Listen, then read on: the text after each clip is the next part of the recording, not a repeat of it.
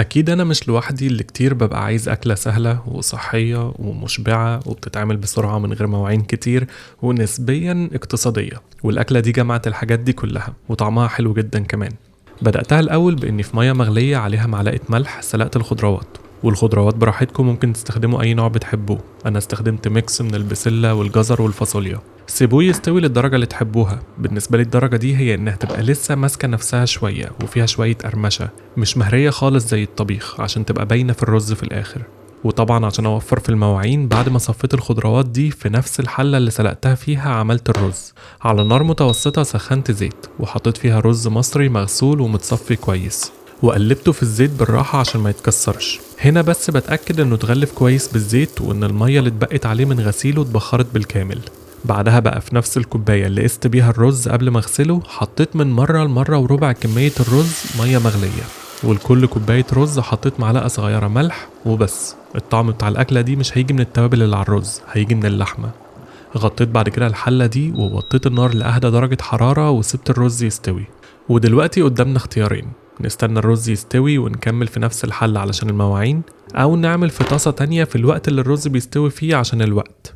أنا اخترت الاختيار التاني بتاع الوقت، وعلى نار بين المتوسطة والعالية سخنت طاسة كبيرة، الأحسن تبقى أكبر بكتير من كمية اللحمة اللي عندي، يعني استخدموا طاسة أكبر من كده كمان لو عندكم.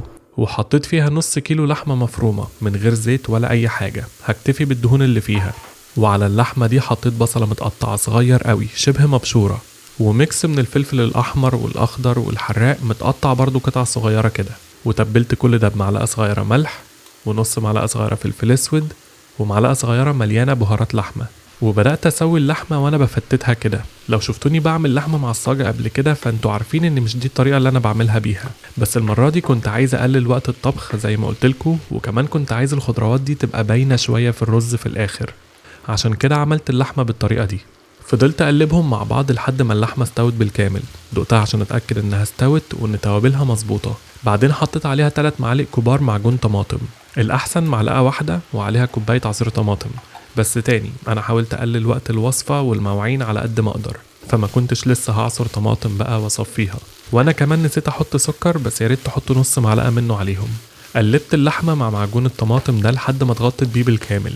بعدين حطيت كمية مية بسيطة، اللي هي مش تغطيها بالكامل بس تخليها صوص كده، ووطيت النار وغطيت الطاسة وسبتهم يستووا مع بعض من 5 ل10 دقايق بس. بعد الوقت ده هتلاقوا الصوص بقى لونه أحمر قوي، والأكلة ريحتها وطعمها تركزوا كويس جدا.